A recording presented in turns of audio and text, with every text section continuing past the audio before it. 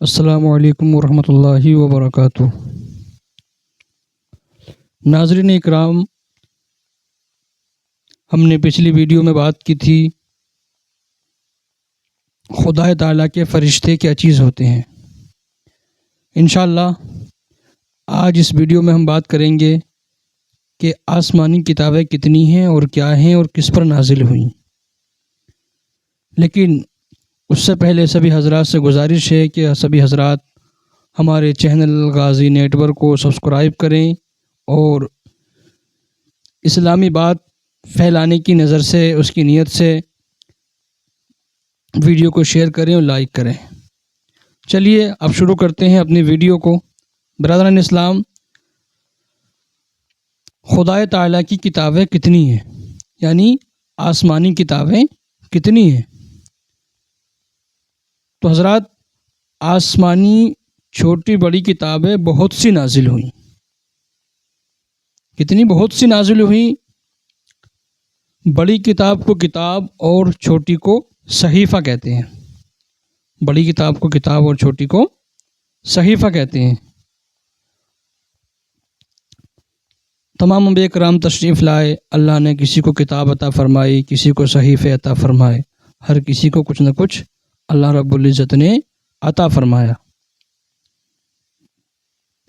لیکن اس میں جو 4 کتابیں ہیں وہ بہت مشہور ہیں۔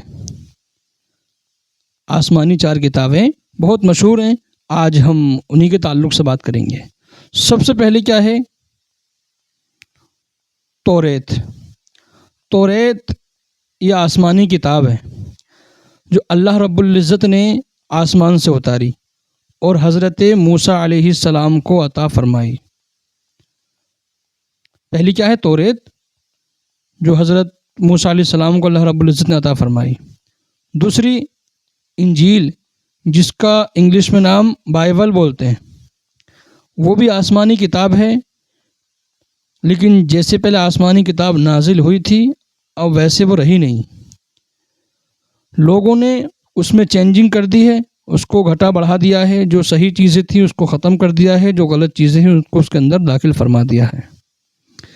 مثلا یہ کہ انجیل، دوسری کیا ہے؟ انجیل، جو حضرت عیسیٰ علیہ السلام پر نازل ہوئی۔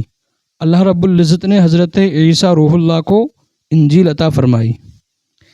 تیسرے زبور، یہ بھی مشہور کتابوں میں سے ایک کتاب ہے جس کا نام کیا ہے؟ زبور، جو اللہ رب العزت نے حضرت داؤد علیہ السلام کو عطا فرمائی، جو حضرت داؤد علیہ السلام پر نازل ہوئی۔ اور چوتھی کتاب جو ہے سب کتابوں کی سردار، کتاب المکرم، قرآن مجید، عظمت والی کتاب، برکت والی کتاب، رحمت والی کتاب کیا ہے؟ قرآن مجید۔ اور قرآن مجید جو ہمارے نبی صلی اللہ تعالی علیہ وسلم کے مقدس ذات پر نازل ہوا، یعنی کہ اللہ رب العزت نے ان کو عطا فرمایا۔ اب یہاں پر ایک سوال پیدا ہوتا ہے کہ جو کتابیں جیسی نازل ہوئی تھیں اب ویسی رہی ہیں یا اب اس کو چینج کر دیا گیا ہے؟ جیسے کہ پہلے میں نے ابھی کہا تھا آپ سے کہ انجیل میں چینجنگ کر دی گئی ہے، ویسے ہی کیا ہے؟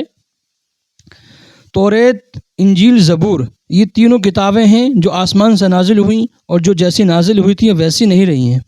اب ان کو لوگوں نے، ان کے ماننے والوں نے ان کو چینج کر دیا ہے، جو ان کو بہتر لگا، حالانکہ وہ شریعت اور اللہ رب العزت کی شان کے خلاف تھا، ان لوگوں نے اس کے اندر وہ داخل فرما دیا، اور جو اللہ نے عطا کیا تھا وہ اس کو، اور جو ان کے لیے دشوار تھا اس کو ان لوگوں نے کیا ہے؟ ختم کر دیا۔ لیکن قرآن مجید ایک واحد ایسی کتاب ہے جس میں کوئی بھی دنیا کا انسان، پوری دنیا کتنا بھی زور لگا لے، ایک لفظ، ایک نقطہ، ایک زیر، ایک زبر چینج نہیں کر سکتی۔ کیوں؟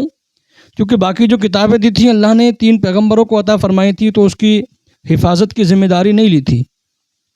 اللہ نے اس کی حفاظت کی ذمہ داری انہی پیغمبروں پر چھوڑ دی تھی۔ مثلا انجیل کی ذمہ داری عیسیٰ علیہ السلام پر، زبور کی ذمہ داری داؤد علیہ السلام پر، اور توریت کی ذمہ داری حضرت موسیٰ علیہ السلام پر۔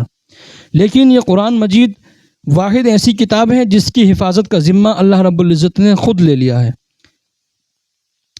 اللہ رب العزت نے خود لے لیا۔ اللہ فرماتا ہے انا نحن نزلنا الذکر وانا لہ لحافظون، بے شک ہم نے اس کو نازل فرمایا اور اس کی حفاظت بھی ہم ہی فرمائیں گے۔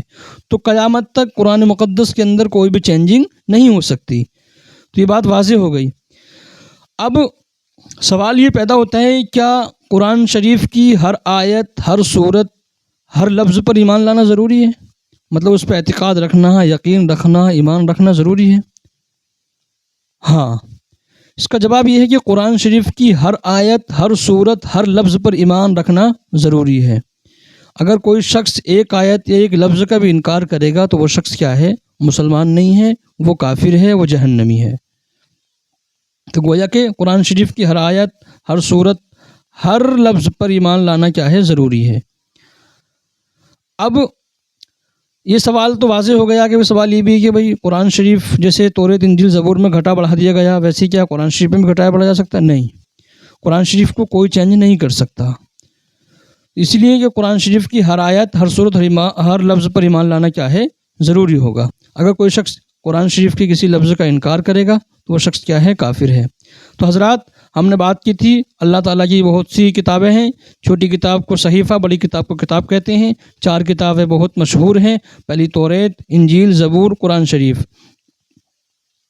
مجھے امید ہے انشاءاللہ یہ باتیں آپ کے سمجھ میں آئیں گی، اور آپ حضرات صدقہ جاریہ سمجھ کے اس کو شیئر کرنے کی بھی کوشش کریں، ہمیں زیادہ سے زیادہ سپورٹ کریں، کیونکہ انشاءاللہ دینی معلومات آپ تک اس کے ذریعے پہنچیں گی۔